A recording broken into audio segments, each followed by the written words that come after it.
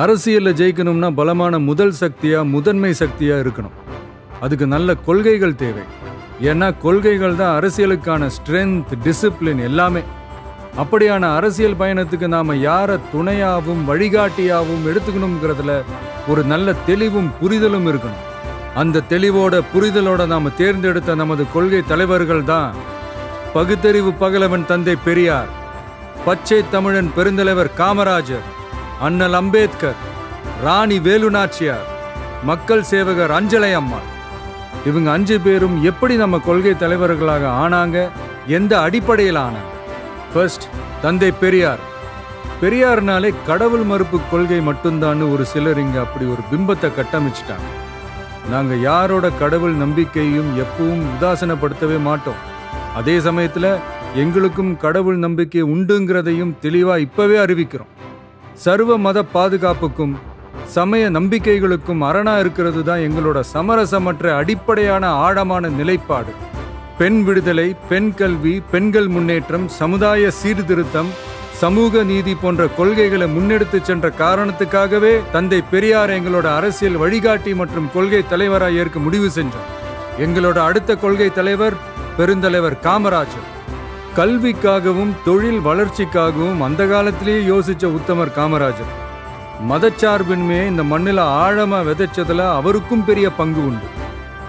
இன்னைக்கும் நேர்மையான நிர்வாக செயல் திறனுக்கு இங்கு நீடிச்சு நிலைச்சு ஒற்றை உதாரணமா நிக்கிற ஒரே தலைவர் பெருந்தலைவர் காமராஜர் மட்டும்தான். அதனால பெருந்தலைவர் காமராஜரை நம்மளோட நிர்வாக செயல்முறை சித்தாந்தத்திற்கான சிற்பி, வழிகாட்டின்னு தலை நிமிர்ந்து பெருமையோடு அறிவிக்கிறோம். நமது அடுத்த கொள்கை தலைவர் இந்திய துணைக்கண்டத்தின் அரசியல் சாசனத்தை ஆக்கி காட்டிய சட்ட மேதை அண்ணல் அம்பேத்கர். சமூக நீதி, சமநீதி, சமவாய்ப்பு, வகுப்புவாரி பிரதிநிதித்துவம், இது எல்லாத்தையும் தன்னோட மூளையிலையும் செயல்லையும் சுமந்து நின்ன அவரை எங்களோட கொள்கை மற்றும் வழிகாட்டி தலைவராக ஏற்பதை இன்முகத்தோடும் இருமாப்போடும் அறிவிக்கிறோம். எங்களின் ஆகப்பெரும் அடுத்த வழிகாட்டி இந்த தமிழ் பெருநிலத்தின் சிவகங்கை பகுதியை கட்டியாண்ட மாபெரும் பேரரசி, பெண்ணரசி ராணி வேலு நாச்சியார். தன்னோட கணவரை இழந்த பிறகும் கூட கைம்பெண்ணா வீட்டுக்குள்ளேயே முடங்கி கிடக்காம வாளேந்தியும் வேலேந்தியும் இந்த மண்ணை காக்க போர்க்களம் புகுந்த வீர புரட்சியாளர். இந்தியாவோட முதல் விடுதலை பெண் போராளி தான் நம்ம வேலு நாச்சியார். நாடாண்ட தமிழச்சி. எதிரி எவ்வளவு வலிமையா இருந்தாலும் சரியான நேரம் பார்த்து இறங்கி அடிச்சா யாரா இருந்தாலும் ஜெயிக்கலாங்கிறத அர்த்தத்தோட சொன்னதுதான் அவங்க வாழ்க்கை. எல்லா சமூகங்களோடவும் இணக்கமா இருந்தது மட்டுமில்லாம அந்த காலத்திலேயே இஸ்லாமிய சகோதரர்களோடவும் நல்லிணக்கத்தோட இருந்தவங்க தான் நம்ம வேலு நாச்சியார்.